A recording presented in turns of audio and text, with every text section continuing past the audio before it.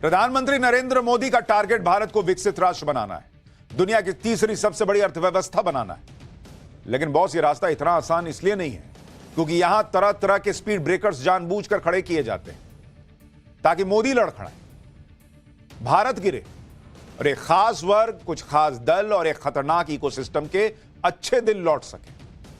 हमने आपको कल ही बताया था कि पीएम मोदी के सामने एक बड़ा चैलेंज उन लोगों से निपटना है जो देश में आग लगाने में लगे हुए हैं, जो हिंसा भड़काने के लिए प्लानिंग कर रहे हैं, शायद जो सड़कों पर उत्पात मचाने को तैयार बैठे हैं। प्रधानमंत्री मोदी के लिए इन लोगों का वन टाइम पक्का इलाज करना इसलिए जरूरी होता जा रहा है क्योंकि ये वो लोग हैं जो प्रधानमंत्री मोदी से नफरत के चक्कर में देश को बर्बाद करने से भी गुरेज नहीं करते। बॉस, किसी लेवल तक जा सकते हैं ये लोग। ये वो इकोसिस्टम है जिनके लिए अपनी राजनीति, अपना एजेंडा पहले है और देश तो इनकी लिस्ट में है भी नहीं शायद। इसलिए आप देखिए कि कैसे एक बार फिर मुसलमानों को हथियार बनाकर मोदी के खिलाफ भयंकर साजिश रची जा रही। देश में आग लगाने की तैयारी शुरू हो गई।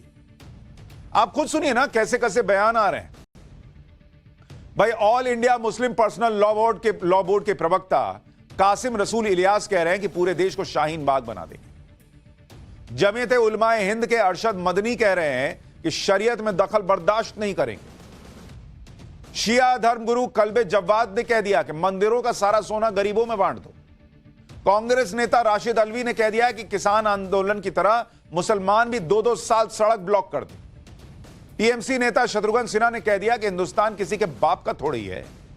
सपा प्रवक्ता अमीक जमई कह रहे हैं कि मस्जिद के बाद सरकार मंदिर और गुरुद्वारों पर भी कंट्रोल कर लेगी। एक एक बयान बॉस, एक एक बयान अपने आप में जहर है, वो जहर जो देश में जहर घोल सकता है।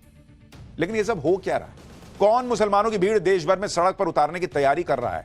आज आपको विस्तार से बताऊंगा। पीएम मोदी का यह बड़ा चैलेंज कितना घातक साबित हो सकता है, इसकी बात करूंगा। यह भी बताऊंगा कि इस महासंकट का जो ट्रेलर कल टीम इंडिया की जीत के जश्न पर चले पत्थरों से साबित हो गया था, मऊ की उस मस्जिद के बाहर से कौन सा वीडियो आया है और वो क्या गवाही दे रहा है। कैसे शहर काजी का महाझूठ बेनकाब हो गया है और क्यों उसे झूठे शहर काजी को तुरंत गिरफ्तार किया जाना जरूरी है, यह भी दिखाऊंगा। मोदी विरोध के चक्कर में इंडी गठबंधन के नेता मुसलमानों को भड़काने में कैसे लगे। लेकिन पहले आज जो दिन भर बवाल मचा उसकी एक झलक देखिए।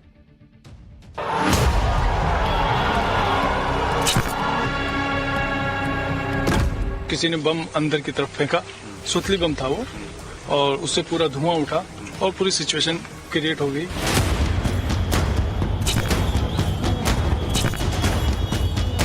पूरी सोची समझी साजिश थी।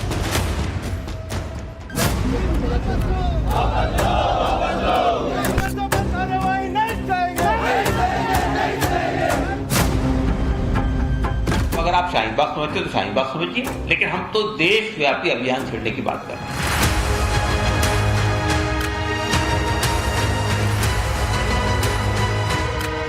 इस वक्त 5 लाख से ज्यादा मंदिर हिंदुओं के हैं जिसमें कई हजार टन सोना है। ये हजारों टन सोना बाहर निकालो और निर्धन हिंदुओं में बांटो उसको। जिस तरह से वो मॉनिटाइज कर रहे हैं,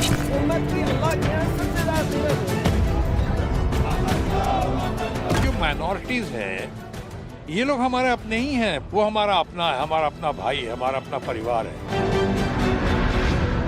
हमारे किसान भाइयों ने प्रोटेस्ट किया था, 2-2 साल सड़कें बंद रखी थी। कहें कि किसानों की तरह का प्रोटेस्ट करेंगे। जितने भी पुरुष हैं इनके, वो त्रिपाल का हिजाब बनवाए और उसको उस दिन के लिए पहने। वक्फ कानून को लेकर संसद में लोकतांत्रिक तरीके से जो हो रहा है वो मुसलमानों के ठेकेदारों को पसंद नहीं आ रहा। बॉस, सड़क छेकने, हिंदुस्तान किसी के बाप का नहीं है जैसी बातें हो रही। हिंदू मंदिरों का सोना तक निशाने पर आ चुका है। लेकिन यह सब सिर्फ कहने की बात नहीं है। आप मामले की गंभीरता को मऊ की पत्थरबाजी वाली घटना से समझ सकते हैं। वक्फ बिल को लेकर किस महाबवाल की तैयारी है यह आगे बताऊंगा, लेकिन आज पहले यह देखिए कि कल जो हमने कहा था वो कैसे सही साबित हो रहा है। टीम इंडिया की जीत पर जश्न मनाने वालों पर हिंसा भड़काने के आरोप का हर धागा कैसे खुल गया। भाई, 9 मार्च को इंदौर के मऊ में जिस तरह से हिंसा हुई, आगजनी हुई, उस पर नए नए खुलासे हो रहे हैं, जिससे सवाल खड़ा हो रहा है कि क्या यह सारा हंगामा पहले से प्लान था? क्या जानबूझकर माहौल खराब करने की साजिश हुई? क्योंकि मऊ का नया वीडियो आ गया है जिसमें साफ दिख रहा है कि कैसे प्लानिंग के साथ जुलूस पर हमला हुआ। आप देखिए कि मऊ में टीम इंडिया की जीत के बाद विजय जुलूस निकला, हाथों में तिरंगा लिए दर्जनों लोग बाइक पर सवार होकर जुलूस निकाल रहे हैं। मऊ के कई इलाकों से गुजरता हुआ जुलूस मस्जिद के सामने से भी निकला। अभी तक कोई हंगामा नहीं हुआ, कोई हमला नहीं हुआ है, लेकिन जैसे ही मस्जिद के सामने से भीड़ निकली, विजय जुलूस आराम से जा रही थी। वीडियो के बैकग्राउंड में आपको आवाज सुनाई देगी जिसमें दुआ मांगी जा रही कि दुश्मनों के मुंह पर ताला लग जाए। एक बार देखिए ये तस्वीर, एक एक चीज फिर आपको विस्तार से समझाता हूं।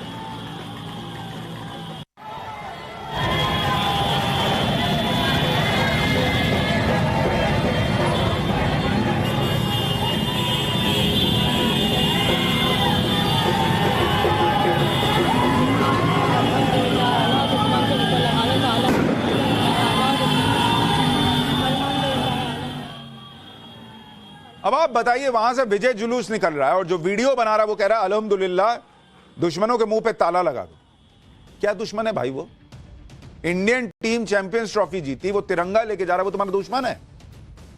वीडियो बनाने वाला खुद ये दुआ कर रहा था कि विजय जुलूस निकाल रहे लोगों के मुंह पे ताला लग जाए और विजय जुलूस वालों को दुश्मन कह रहा था। अब आगे का वीडियो आपको दिखाता हूं। विजय जुलूस मस्जिद के सामने आराम से गुजर रहा है, तभी मस्जिद के गेट पर एक आदमी आकर खड़ा होता है और वो मस्जिद के अंदर इशारा करके लोगों को बाहर बुलाता है। आप तस्वीर में गौर से देखिए, भाई जुलूस निकल रहा है, कोई पटाखा फूटा, कोई धुआं आपको दिख रहा है, लेकिन अंदर से वहां आप गेट पर देखिए एक आदमी खड़ा होकर हाथ से इशारा कर रहा है कि बाहर आओ सारे लोग। यानी मस्जिद के बाहर विजय जुलूस निकल रहा था और यह आदमी मस्जिद के अंदर मौजूद लोगों को बाहर आने के लिए कह रहा है। आपको देखिए वहां पे गौर से, सैकड़ों सेकंड के अंदर दर्जनों की भीड़ मस्जिद के अंदर से बाहर आती है और फिर विजय जुलूस निकाल रहे लोगों पर हमला कर देती है। एक बार अब आप इसको गौर से देखिए कि कैसे आदमी इशारा करता है और जैसे ही भीड़ बाहर आती है कैसे अटैक करती है। आप इसको देखिए, जैसे उसने इशारा किया पूरी भीड़ बाहर आनी शुरू होती है और एकदम से हमला कर देती है।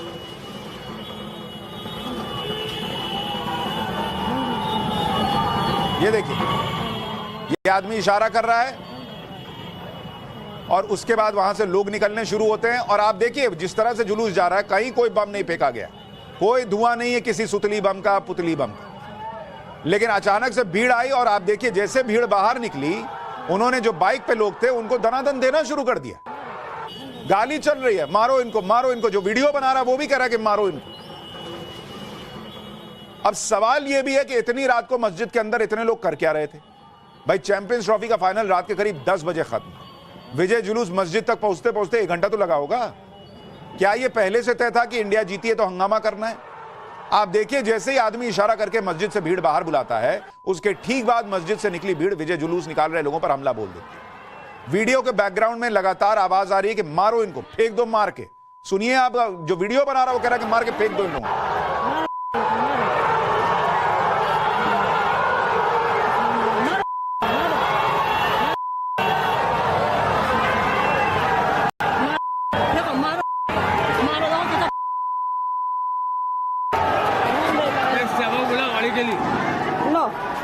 लो फोन लगाओ, फोन लगाओ। मस्जिद के अंदर से निकली भीड़ के हमले से विजय जुलूस निकाल रहे लोगों में भगदड़ मच जाती है। कई लोग भाग जाते हैं, कुछ को भीड़ पकड़ लेती है और किनारे ले जाकर जमकर कुटाई करती है उन लोगों। ऐसा लग रहा है जैसे जंग छिड़ गई, भयंकर हंगामा हो रहा है। आप तस्वीर देखिए, जो हाथ लग गया उसको छोड़ने के मूड में नहीं भाई, ऐसा लग रहा है वहीं मार के खत्म कर देंगे। विजय जुलूस में शामिल कुछ लोगों को इस हमले में काफी चोटें भी आई। सवाल यह भी है कि यह कैसी सोच है जिसमें भारत की जीत पर जुलूस निकालने वालों को दुश्मन बताया जा रहा है, लोगों को भड़काने की कोशिश हो रही है। इसी सोच से सड़क पर ऐसी घटनाएं होती हैं। इस वीडियो में भी यह दिख रहा है कि कैसे लोगों को भड़काया जा रहा है। वीडियो बनाने वाली महिला तक दुआ कर रही है कि विजय जुलूस पर हमला हो जाए, उनको पीटा जाए। अपने बच्चों को तो हमले में नहीं भेज रही है, बल्कि उन्हें सुरक्षित रखती है, साथ ही हिंसा और मारपीट को एंजॉय कर रही है। एक बार देखिए कैसी आवाज आ रही है। कैसे भागे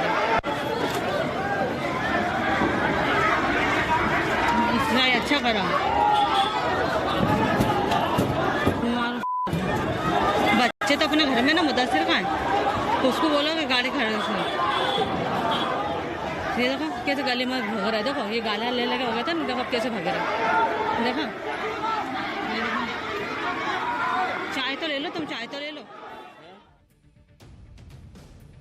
आप महिला की आवाज सुन रहे हैं? वो कह रही है अपना मुदस्सर तो घर पे है ना, अपना लड़का घर पे रहना चाहिए, दूसरे का लड़का जो है मस्जिद से निकले और ठोक दे दूसरों को, दूसरे का लड़का ठोके, दूसरे का लड़का ठुके, इनको फर्क नहीं पड़ रहा, कह रही अपनी चाय तैयार है ना, मारो, गाली दे रही हैं। वो गाली तो हमने बीप कर दी।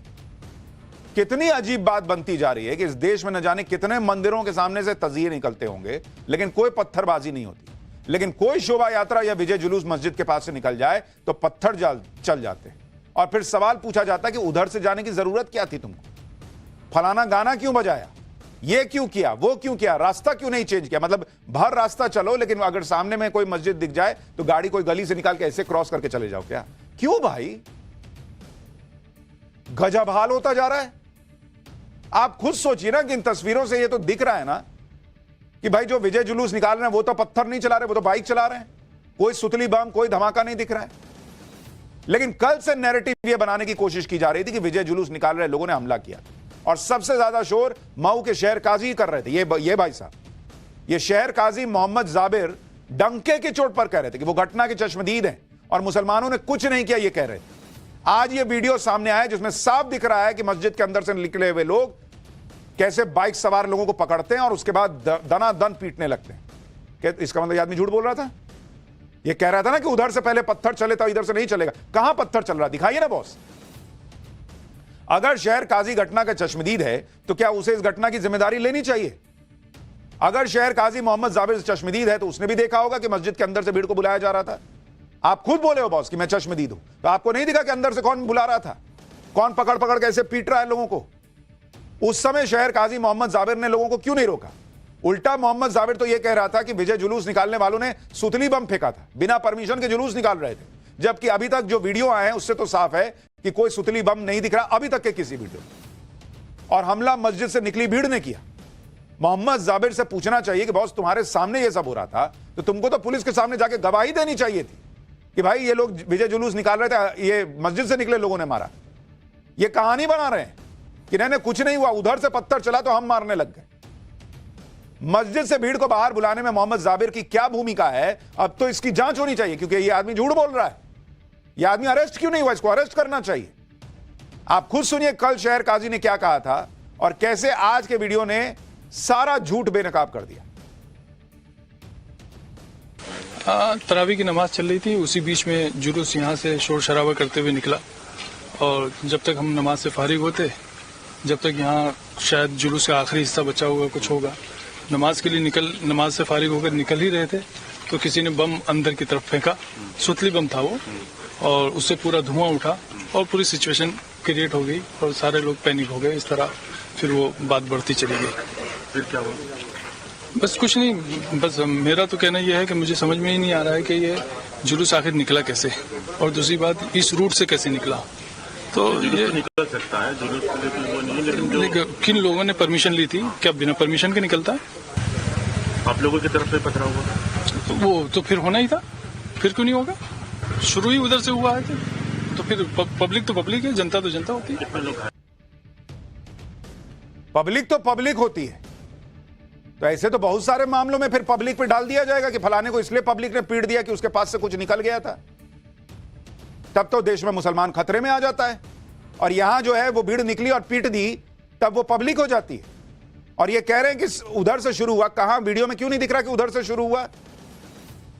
इनके हिसाब से विजय जुलूस निकालने के लिए पुलिस से परमिशन लेनी चाहिए थी, और यहां मस्जिद से निकल के जो लोग पीट रहे हैं उनको किसी से परमिशन नहीं लेनी।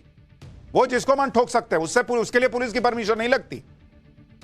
ये आदमी शहर काजी है, ये शहर में आग लगाने वाला आदमी, क्योंकि ऐसा करने वालों को पुलिस के सामने उठाकर देने के बजाय उनका मन बढ़ा रहा झूठ बोल के। शहर काजी मोहम्मद जाबिर तो अपने ही बयान में फंस रहे हैं। वो खुद कह रहे हैं कि जब नमाज हो रही थी तब जुलूस निकल रहा था और जुलूस का आखिरी हिस्सा बचा हुआ था, तभी हिंसा बढ़ती। अगर जुलूस निकालने वाले हिंसा के इरादे से आए थे, जैसा शहर काजी कल आरोप लगा रहे हैं, तो फिर पूरा जुलूस शांति से कैसे निकल गया? आखिरी का हिस्सा रुका और उसने कहा कि नहीं हम लड़के जाएंगे ताकि हम वहां से भीड़ आए तो पिटा जाए। आखिर में कुछ लोग बचे थे, उन्होंने हिंसा भड़का दी। हिंसा का जो नया वीडियो आया है उसने शहर काजी के झूठ के खाल उधेड़ दी और सच सामने ला दिया। आप देखिए कैसे शहर काजी का एक एक झूठ बेनकाब हो गया। भाई पहला झूठ, मस्जिद में सुतली बम फेंका गया। वीडियो में कहीं कोई बम नहीं दिख रहा है, सुतली बम फेंकने की से हिंसा भड़की हो ऐसा अभी तक किसी वीडियो में नहीं। दूसरा झूठ, जश्न मनाने वालों ने उत्पात मचाया। सच यह है कि वीडियो में दिख रहा है कि जश्न मनाने वाले आराम से बाइक से जा रहे थे। तीसरा झूठ, हिंदू पक्ष की तरफ से हिंसा भड़काई गई। वीडियो में साफ दिख रहा है कि मस्जिद के अंदर से भीड़ आई और उसने ही रैली निकाल रहे लोगों को पकड़ा और धोना शुरू कर दिया। जबकि शहर काजी कल से यही कह रहे थे कि मुस्लिम समुदाय ने तो कुछ किया ही नहीं, हिंदू उपद्रवी थे जिन्होंने हिंसा भड़काई थी। शहर काजी कल कैसे हिंदुओं को टारगेट कर रहे थे वो भी आपको याद दिलाता हूं कि शुरुआत उपद्रवी लोगों की तरफ से हुई जो हिंदू समाज से थे। एक बॉटम लाइन मेरी, क्योंकि मैं उसका चश्मदीद हूं। हो जाएगा, मुसलमान ने शुरुआत किसी हाल में नहीं की है। बहुत खुल के मैं बोल रहा हूं, क्योंकि मैं चश्मदीद हूं, मैंने अपनी आंखों से देखा है कि शुरुआत उपद्रवी लोगों की तरफ से हुई जो हिंदू समाज से थे। एक बॉटम लाइन मेरी। ये बॉटम लाइन उतनी बॉटम में चली गई है जितना आपका झूठ। इंदौर हिंसा के ठीक बाद शहर काजी ने ऐसा माहौल बना दिया जैसे हिंदुओं ने हिंसा भड़काई थी और उनके जवाब में मुस्लिम पक्ष भी, उसके जवाब में मुस्लिम पक्ष को भिड़ना पड़ गया मजबूरी में। मैं इसलिए कह रहा हूं कि शहर काजी को अरेस्ट करना चाहिए। भाई अरेस्ट कीजिए, पहले तो पूछिए कि क्या देखा तुमने, वीडियो में कुछ दिख रहा है, आपने क्या देखा। और दूसरी बात, अगर आप झूठ फैला रहे हो कि हिंदू पक्ष ने किया तो आप हिंदू मुसलमान को भड़काना चाहते हो, लड़ाना चाहते हो। हिंसा से जुड़े नए वीडियो में ऐसा कुछ नहीं दिख रहा जैसा शहर काजी ने कहा। क्या शहर काजी मोहम्मद जाबिर ने जानबूझकर सुतली बम वाली थ्योरी फैलाई? क्या शहर काजी मोहम्मद जाबिर हिंसा के बारे में कुछ छिपा रहे हैं? क्या शहर काजी झूठ बोलकर हिंसा करने वालों को बचा रहे हैं? क्या शहर काजी मोहम्मद जाबिर खुद भी इस हिंसा की साजिश का हिस्सा है, इसलिए कहानी गढ़ रहे हैं? और अगर यह सब सच है तो फिर मध्य प्रदेश पुलिस को तुरंत शहर काजी को गिरफ्तार करना चाहिए, एक्शन होना चाहिए उन पर। शहर काजी जो भी कह रहे हैं उसका एक सबूत दे नहीं पाए। दूसरी तरफ पीड़ित पक्ष ने जो दावे किए उससे जुड़ा हुआ वीडियो भी सामने आ गया जिसमें दिख रहा है कि हमला करने वाले कहां से निकले और कैसे हमला हुआ। यानी सब कुछ अब दूध की तरह साफ हो चुका है और अब तो इस पूरे मामले में स्थानीय लोग आरोप लगा रहे हैं कि हमला करने वालों के संबंध सिमी और पीएफआई जैसे प्रतिबंधित संगठनों से भी हो सकते हैं। सुनिए वहां के लोग क्या कह रहे हैं। यात्रा के दौरान ही हमको चोट लगी क्योंकि हम तो शांतिपूर्ण तरीके से हम भारत माता की जय वंदे मातरम कहते हुए निकल रहे थे। इतने मस्जिद में तो 300-400 लोग निकल के आए और उन लोगों ने हमको घेरा और कहा कि यहाँ पे भारत माता की जय और वंदे मातरम ना बोले। चोट वहीं लगी। उन लोगों ने हम पे पत्थर नुकीले बरसाए, पेट्रोल बम फेंके गए हम लोगों के ऊपर। ये जो षड्यंत्र रचा गया है ये सीमी के कार्यकर्ताओं के द्वारा करा गया है, पीएफआई के कार्यकर्ताओं के, क्योंकि कागजी रूप में ये पूरा बंद है सीमी के और पीएफआई का, बाकी मूल रूप से जड़ों में फैला हुआ है। मस्जिद में सवाल आता है इतने पत्थर कहाँ से आते हैं? मेन रोड है, मेन रोड पे पत्थर ढूंढोगे पत्थर नहीं मिलेगा। बाकी मस्जिद के अंदर ये पूरी प्लानिंग की गई थी कि इतने पत्थर, ईंट पत्थर कहाँ से आ गए? मस्जिद जो है महू शहर का सबसे विवादित मस्जिद है, हमेशा ही वहीं से क्यों पतरा होता है। ये अगर सुतली बम फेंका गया तो उसकी फुटेज बताओ ना, क्यों मस्जिद के अंदर वो नहीं है कि कैमरे? क्यों ये डर रहे हैं कि अंदर से इनके पत्थर नहीं निकल जाए। सारी तस्वीरें और वीडियो कई सवाल उठा रहे हैं क्योंकि हमला करने वालों को पुलिस का भी डर नहीं था। एक तस्वीर और देखिए, विजय जुलूस पर हमला करने वालों को समझाने के लिए एक पुलिसकर्मी जाता है, हमलावर उसे भी धक्का दे देते हैं। जो शहर काजी इतना कानून को मानते हैं कि पूछ रहे हैं कि विजय जुलूस निकला तो पुलिस वाले से पूछा कि नहीं पूछा, वो ये नहीं बता रहे कि ये पत्थर चलाने वाले लोग पुलिस वाले को धकिया के क्यों भगा रहे। इतना अब कानून व्यवस्था गई हवा तेल लेने। पुलिस वाले के सिर के ठीक ऊपर से पत्थरबाजी हो रही है। भीड़ देखकर वो पुलिसकर्मी भी अपनी जान बचाने के लिए चला जाता है वहां से। उसके बाद लगातार पत्थरबाजी होने लगती है। एक सवाल तो यह कि जब भी इस तरह की घटना होती है अचानक इतने पत्थर कहां से आ जाते हैं भाई? ये पत्थर प्रकट करने की जो अद्भुत कला है वो किस काल में सीखी गई है? पुलिस हालांकि अब मामले की जांच कर रही है और उम्मीद है कि जल्दी ही दोषियों के खिलाफ एक्शन होगा। मऊ में हमलावरों ने कितनी तैयारी की थी इसके नए नए प्रमाण भी आ रहे हैं। पुलिस की जांच के दौरान लाल मिर्च पाउडर का घोल भी मिला है। 3 बाल्टियों में मिर्च पाउडर घोला गया था। जानकारी के मुताबिक मिर्ची पाउडर का घोल छतों से भीड़ पर फेंका जाना था। पुलिस की सर्च के दौरान हिंसा वाली रात कई घरों से लाल मिर्च का यह घोल मिला। आप अंदाजा लगाइए कि किस लेवल पर हिंसा और हंगामा करने की तैयारी थी। मऊ में क्रिकेट फैंस पर हुए हमले की जांच पुलिस तेजी से कर रही है। जो एफआईआर दर्ज की गई है उससे भी खुलासा हो रहा है कि किस तरह प्लानिंग पहले से थी कि यह सब करना है। आप देखिए कि मऊ हिंसा मामले में अब तक 8 एफआईआर दर्ज हुई है। एफआईआर में कुल 50 लोगों को आरोपी बनाया गया, 13 आरोपियों को गिरफ्तार किया गया। दंगा भड़काने, हिंसा, धमकी, नुकसान पहुंचाने की धाराओं में एफआईआर दर्ज हुई। एफआईआर में तैयब, गोलू, अहमद दरबारी, अजहर, नूर, जमशेद, अब्दुल राशिद कुरैशी, गोली, पप्पू, अनीस, शेरू, इमरान, सोहेल, रफीक समेत 40 लोगों को आरोपी बनाया गया। हमले में घायल हुए शख्स ने जो एफआईआर लिखवाई है उसने पूरी घटना के बारे में और खुलासा किया। घायल ने पूरी घटना के बारे में एफआईआर में डिटेल से बताया। इसके मुताबिक विजय जुलूस पर हमले की घटना रात 11:30 बजे हुई, जब क्रिकेट फैन शांति से विजय जुलूस निकाल रहे थे। तभी विजय जुलूस पर पत्थरों से हमला हुआ। हमलावरों ने क्रिकेट फैंस को धमकी दी, गालियां दी। हमलावर कह रहे थे कि हमने पहले से इसकी प्लानिंग की है, तुम जश्न मना रहे हो, चिल्ला रहे हो, आज तुम सबको सबक सिखाएंगे। इसके बाद क्रिकेट फैंस पर हमला किया गया। हमले के लिए पहले से भीड़ इकट्ठा हो चुकी थी। एफआईआर के मुताबिक विजय जुलूस पर हमले की तैयारी पहले से थी, लोगों को पहले से इकट्ठा कर लिया गया था। पुलिस की जांच जैसे जैसे आगे बढ़ेगी और खुलासे हो सकते हैं। मस्जिद से निकली भीड़ को भारत की जीत का जश्न मनाने वाले पसंद नहीं आए तो पीट दिया। लेकिन अब सवाल खड़ा हो रहा है कि पसंद नहीं आने पर इस देश में क्या क्या होगा। भाई कुछ लोगों को वक्फ बिल में संशोधन पसंद नहीं आ रहा, और आप खुद देख लीजिए, वो कह रहे हैं कि पूरे देश को शाहीन बाग बना देंगे। हिंदू मंदिर के सोने और संपत्ति पर इनकी नजर टिक गई। दरअसल संसद में मोदी सरकार वक्फ संशोधन बिल पेश करने की तैयारी में, लेकिन इस बिल के विरोध में मुस्लिम संगठन अब शाहीन बाग पार्ट 2 की तैयारी कर रहे हैं। All India Muslim personal law board यानी AIMPLB वक्फ बोर्ड के खिलाफ प्रदर्शन का ऐलान कर रहा है। 17 मार्च को जंतर मंतर पर यह प्रदर्शन किया जाएगा कहा जा रहा है। वक्फ बिल के खिलाफ मुस्लिम संगठनों को विरोध प्रदर्शन करने का पूरा हक है, लेकिन दिक्कत यह है कि मुस्लिम संगठन इस प्रदर्शन की आड़ में अलग ही मंसूबे पाल कर बैठे। आप देखिए कि किस तरह से वक्फ बिल के नाम पर लोगों को डराया जा रहा है, धमकियां दी जा रही। All India Muslim personal law board इसे मुसलमानों पर डायरेक्ट अटैक बता रही है। किसान आंदोलन की तरह आंदोलन की धमकी दे रहे हैं। All India Muslim personal law board के प्रवक्ता इलियासी ने कहा कि अगर वक्फ बिल लागू हुआ तो पूरे देश को शाहीन बाग बना देंगे। जमीयते उलमाए हिंद के अरशद मदनी ने कहा कि मुसलमानों ने 12 साल से धैर्य दिखाया है, लेकिन शरीयत में दखल बर्दाश्त नहीं करेंगे। यानी अगर इनके मन मुताबिक कोई काम ना हो तो पूरे देश में हंगामा करने की धमकी दे रहे हैं, पूरे देश को शाहीन बाग बनाने की धमकी दे रहे हैं। सुनिए एक बार, फिर बताऊंगा कि वक्फ बिल की बात करते करते मंदिरों का सोना और खजाना कैसे इनके निशाने पर आ गया है। देशव्यापी अभियान छेड़ेंगे, और मेरे नजदीक शाहीन बाग भी एक पीसफुल और डेमोन्स्ट्रेशन था, तो उसमें कोई गलत बात नहीं थी, उसमें कहीं हिंसा नहीं हुई, कहीं कुछ नहीं हुआ, पूरा डेमोन्स्ट्रेशन पीसफुल था। वो भी देशव्यापी था। तो अगर आप शाहीन बाग समझते हो तो शाहीन बाग समझिए, लेकिन हम तो देशव्यापी अभियान छेड़ने की बात कर रहे हैं। वक्फ संशोधन बिल के विरोध में मुस्लिम संगठन इस तरह का माहौल बना रहे हैं जैसे भारत में मुसलमानों पर बड़ा अत्याचार हो रहा है। इसी बीच शिया धर्मगुरु मौलाना कल्बे जव्वाद तो अलग ही बात करने लगे। कहां बात वक्फ बोर्ड की हो रही, और मौलाना कल्बे जव्वाद कहने लगे कि देश के मंदिरों में कई हजार टन सोना पड़ा है, उसे गरीबों में बांट दो।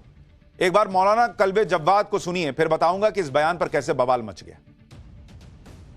क्योंकि ये कहते हैं गरीबों की हम मदद करेंगे, हमारे कब्जे में आ जाएगा तो गरीबों की मदद करेंगे। तो हमने उसी में कहा कि इस वक्त 5 लाख से ज्यादा मंदिर हिंदुओं के हैं, जिसमें कई हजार टन सोना है। सिर्फ एक मंदिर से 400 किलो सोना चोरी हुआ था। तुम छोटे छोटे औकात से मदद करोगे, ये हजारों टन सोना बाहर निकालो और निर्धन हिंदुओं में बांटो उसको। जितने निर्धन है सब धनवान हो जाएंगे अगर सारे मंदिरों का सोना बांट दिया जाए। और जितना रिजर्व बैंक में जितना सोना है उससे 1000 गुना सोना जो है ज्यादा मंदिरों में है। अगर रिजर्व बैंक में दे दे यही ये मंदिरों के सोना रिजर्व बैंक में आ जाए तो अभी 90 रुपए का जो डॉलर है अभी 20 रुपए का हो जाएगा, और हिंदुस्तानी इकोनॉमी बहुत मजबूत हो जाएगी। वक्त से मजबूत नहीं होगी, ये जो मंदिरों में सोना है इसको बांटो, इससे मजबूत होगी। उधर ध्यान क्यों नहीं दे रहे हो? शिया धर्मगुरु कल्बे जव्वाद बेतुकी बात कर रहे हैं। वो कह रहे हैं हिंदू मंदिरों में जो सोना है उसको क्यों नहीं बांट रहे, उसकी क्यों नहीं बात कर रहे। कल्बे जव्वाद साहब, उसकी बात इसलिए नहीं हो रही क्योंकि वो मंदिरों में जो सोना है वो लूटा हुआ सोना नहीं है बॉस, वो ईमान का सोना है, वो पाक साफ सोना है। किसी की जमीन कब्जा कर नहीं लिया गया, किसी के आंसू पे बना हुआ सोना नहीं है। वक्फ के नाम पर पूरा गांव जो है वो अपनी जमीन बता देना, आपका बस चले तो पूरे देश को अपना बता देना कि हमारी जमीन पे भारत बना हुआ है, ये वक्फ की संपत्ति है। इसको लूट कहते हैं बॉस। और मंदिरों में जो सोना पड़ा हुआ है वो लूटा हुआ सोना नहीं है। वोट बैंक के चक्कर में समाजवादी पार्टी के नेता भी न सिर्फ उनकी बात का समर्थन कर रहे हैं बल्कि यहां तक कह रहे हैं कि सरकार मस्जिदों के बाद मंदिरों और गुरुद्वारों पर भी कंट्रोल कर लेगी। एक बार अमीक जमई को सुनिए, यहां समाजवादी पार्टी के प्रवक्ता हैं, फिर बताऊंगा कि हिंदू मंदिरों के सोने पर बात करके कैसे मुस्लिम धर्मगुरु ने वक्फ पर अपने ही नैरेटिव को कमजोर कर दिया। साहब ने बहुत अच्छी बात कही है। ये सरकार जो है ना, ये सिर्फ मस्जिदों पे कंट्रोल नहीं करना चाहती है। वक्फ के जरिए जो पूरे देश में लोग खुश हो रहे हैं कि मुसलमानों को टाइट किया जा रहा है, वक्फ की संपत्तियों पे सरकार कब्जा कर रही है। धीरे धीरे इस देश की मंदिरों पे कंट्रोल होगा। आज मस्जिदें अगर कंट्रोल में ली जा रही हैं, ऐसा नहीं है कि मंदिरें कंट्रोल में नहीं ली जाएंगी। कल सिख गुरुद्वारे भी कंट्रोल में लिए जाएंगे और लिए जा रहे हैं। तो कल जवाहर साहब ने बहुत गंभीर बात कही है। आज नहीं, इस बात को लोग कल समझेंगे। अच्छा, एक बड़ा अलग हिसाब चलता है। मतलब वक्फ कानून पे कुछ हुआ तो पहले हिंदू का करके दिखाओ, कोई भी चीज हो पहले हिंदू का करके दिखाओ। लेकिन जब बात होती है कि भाई सारे लोग जो हैं वो यूनिफॉर्म सिविल कोड मान के चल रहे हैं, तो मुस्लिम पर्सनल लॉ छोड़ दीजिए। नहीं, वो हमारा अलग चलेगा। क्यों भाई? वहां क्यों नहीं बोलते कि अरे हिंदू तो मान रहा है, हम भी मान लेते हैं। हिंदू तो 3 तलाक नहीं दे रहा, हम भी छोड़ देते हैं। शिया धर्मगुरु कल्बे जव्वाद हो या सभा प्रवक्ता अमीक जमई, ये दोनों का ये तो मंदिरों के प्रबंधन के बारे में ज्ञान नहीं है, या फिर ये जानबूझकर झूठ बोल रहे हैं। क्योंकि सच ये है कि देश के बड़े बड़े मंदिरों का कंट्रोल तो ऑलरेडी सरकार के पास ही है। मंदिरों को सरकारी नियंत्रण के अधीन लाने के लिए अलग अलग राज्यों में अलग अलग कानून ऑलरेडी हैं, और यह नियंत्रण आजादी के पहले से चला आ रहा है। साल 1925 में Hindu religious institutions and charitable endowments act पास हुआ। इसी तरह के कानून के जरिए दक्षिण भारत में बड़े बड़े मंदिर का मैनेजमेंट सीधे सरकार संभालती है, और इन मंदिरों के मैनेजमेंट के जरिए सरकार को रेवेन्यू मिलता है, उनकी कमाई होती है। और जो मंदिर सरकार के नियंत्रण में नहीं है वो ट्रस्ट के जरिए संचालित हो रहे हैं, जैसे राम मंदिर। तो फिर ये कहना कि मंदिरों पर सरकार का नियंत्रण हो जाएगा, नियंत्रण तो बहुत पहले से है, और इसे लेकर देश में हिंदू संगठन तो रोड ब्लॉक नहीं कर रहे। दूसरी बात, मंदिर किसी की जमीन पर थोड़ी कब्जा रहे हैं। कोई भी मंदिर का ट्रस्ट थोड़ी ये कह देता है कि हाँ फलाना जमीन अब मेरी हो गई, ये मेरी है, मैंने कह दिया मेरी है। लेकिन जब वक्फ की संपत्ति के मैनेजमेंट से जुड़े कानून में सरकार बदलाव कर दे तो ये मुस्लिम संगठन बवाल करने लगते हैं, मंदिर के चढ़ावे को घसीट के ले आते हैं। इस पर केंद्रीय मंत्री एसपी बघेल ने करारा जवाब दिया। एक बार उनको सुनिए, फिर बताऊंगा कि कांग्रेस नेता राशिद अलवी कैसे मुसलमानों को भड़का रहे हैं। हिंदुओं के मंदिरों में जो सोना है उसमें उनकी चवन्नी भी दी है, जिनका ये बयान है। वो ज़कात वहाँ नहीं करते हैं, ठीक है ना, वो ज़कात मस्जिदों में करते हैं और मदरसों में करते हैं। तो इस पे आरोप लगाने का उनका कोई अधिकार नहीं है। उसमें उनकी चवन्नी एक पाई भी नहीं है, बल्कि दिल्ली सल्तनत ने, मुगलों ने, अफगानियों ने, खिलजीज ने, तुगलक ने, लोधियों ने हिंदू मंदिरों को तोड़ा भी है और वहाँ के खजाने को भी लूटने का काम किया। जैसे आप देख रहे होंगे मोहम्मद गजनी ने भी सोमनाथ पर आक्रमण किया। तो हिंदुओं की संपत्ति पर उनको बोलने का कोई नैतिक अधिकार नहीं है। आपको यह भी बताता हूं कि all India Muslim personal law board और बाकी मुस्लिम संगठन क्यों वक्फ संशोधन बिल का विरोध कर रहे हैं। विरोध को लेकर उनकी दलील यह है कि भाई पहली दलील तो यह कि वक्फ के पास बहुत सी ऐसी संपत्ति है जो कहीं रजिस्टर नहीं है, लेकिन वक्फ बाय यूजर के तहत इस्तेमाल हो रही है।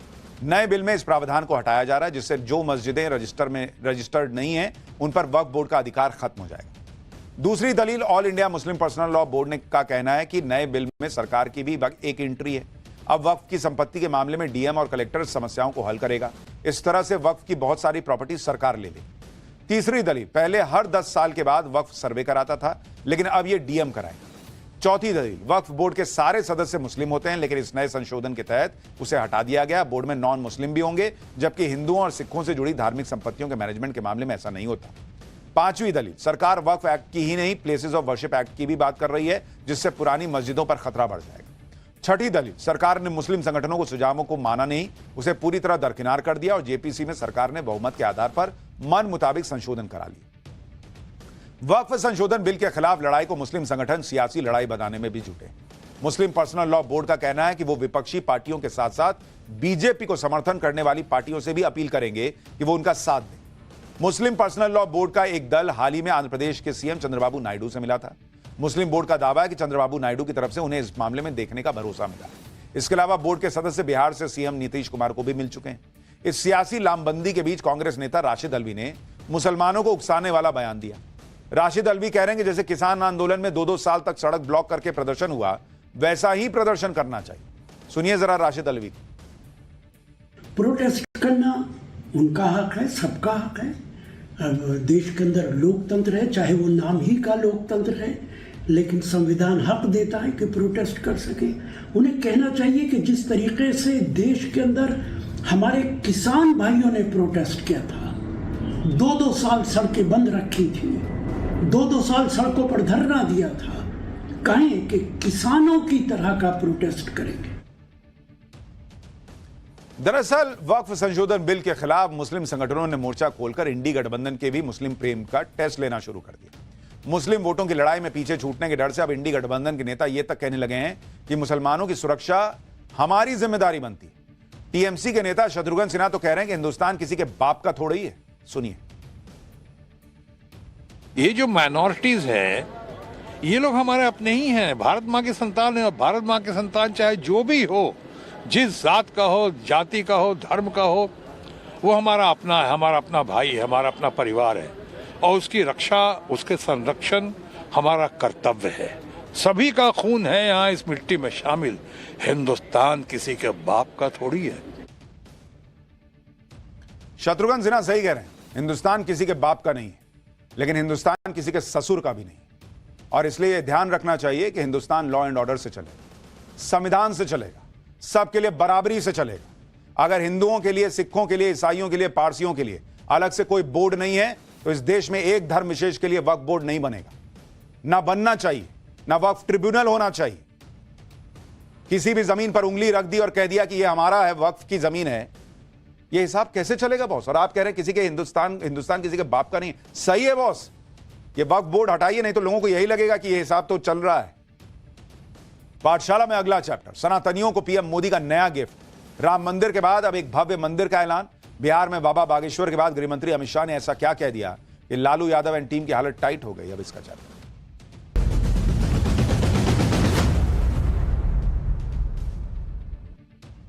बिहार में लालू एंड टीम को एक के बाद एक झटके लग रहे हैं। कुछ दिन पहले बाबा बागेश्वर ने कह दिया था कि देश में हिंदू राष्ट्र की शुरुआत बिहार की धरती से होगी। इसके बाद गृहमंत्री अमित शाह ने ऐलान कर दिया कि अयोध्या में भव्य राम मंदिर की तरह बिहार में भव्य सीता मंदिर बनेगा। इस बात को सुनकर लालू यादव की पार्टी आरजेडी में सन्नाटा छा गया। बिहार के लोग यह मांग कर रहे थे कि जिस तरह पीएम मोदी ने अयोध्या में भव्य राम मंदिर का निर्माण करवाया है, उसी तरह बिहार में भी भव्य सीता मंदिर बनवाया जाए, क्योंकि बिहार में मिथिला का इलाका माता सीता का घर माना जाता है। यहां माता सीता को लेकर बहुत से ऐसे आध्यात्मिक पहलू हैं जिसके बारे में पूरी दुनिया को जानना चाहिए। अब जब पीएम मोदी ने बिहार में भव्य सीता मंदिर बनवाने का निर्णय ले लिया है, तो विपक्ष की नींद उड़ गई। सीता मंदिर का नाम सुनकर आरजेडी को क्यों तनाव हो रहा है, इसके बारे में आगे बताऊं, लेकिन उससे पहले बिहार में सीता मंदिर के ऐलान के बाद किस तरह सियासी तूफान आ गया है, उसकी एक झलक दें।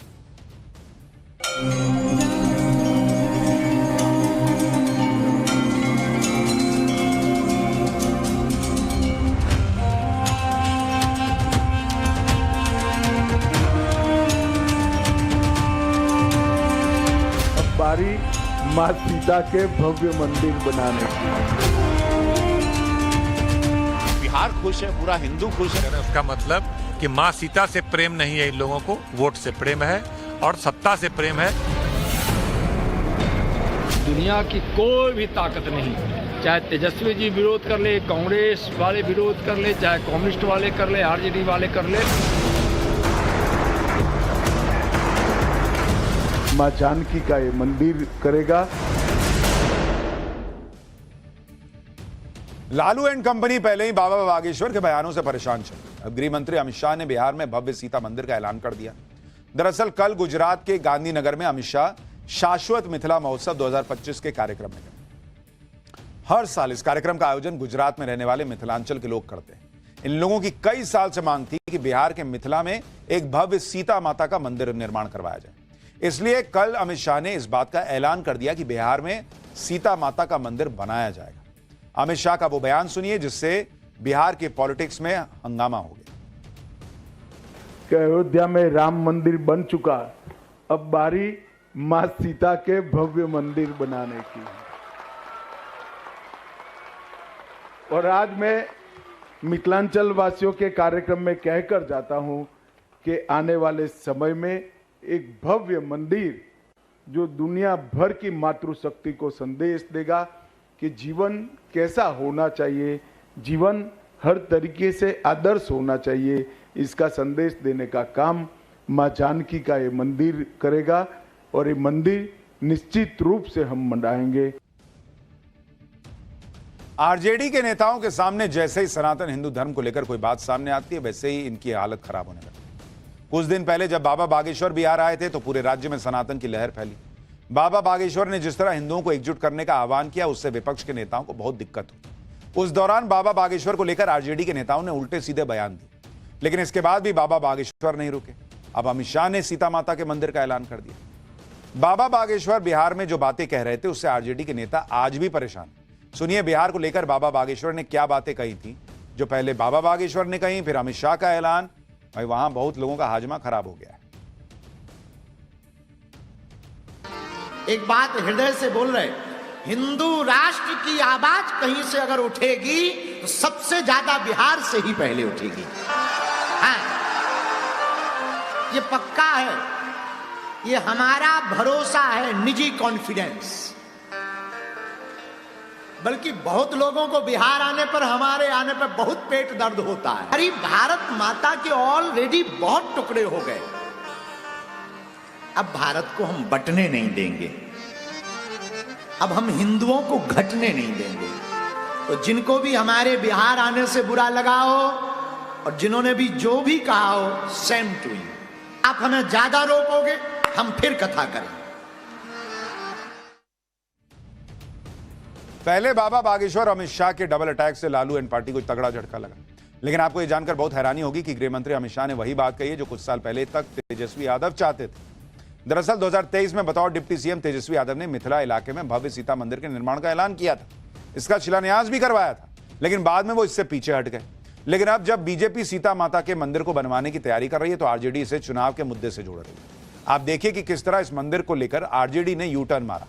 दरअसल सितंबर 2023 में बिहार सरकार ने राम मंदिर की तरह सीतामढ़ी में भव्य सीता मंदिर बनवाने का ऐलान कर दिया था। बिहार सरकार ने सीतामढ़ी के पनौरा धाम में सीता मंदिर प्रोजेक्ट को मंजूरी भी दी। इस प्रोजेक्ट के लिए सरकार की तरफ से 72 करोड़ रुपए मंजूर भी हुए। इस प्रोजेक्ट के तहत सीता मंदिर के अलावा सीता वाटिका, लवकुश वाटिका बनाने का ऐलान हुआ। इसके अलावा इस प्रोजेक्ट में एक परिक्रमा पथ भी तैयार करने का प्लान था। लेकिन उस समय तेजस्वी यादव जो बिहार सरकार में डिप्टी सीएम थे, पर्यटन मंत्री थे, तेजस्वी यादव सीतामढ़ी के लिए बड़ी बड़ी बातें करते थे। अब यह सुनहरा मौका बीजेपी के पास चला गया तो आरजेडी के नेताओं को बहुत परेशानी हो रही है। अरे ये क्या हो रहा है, तो चुनाव देख के हो रहा है।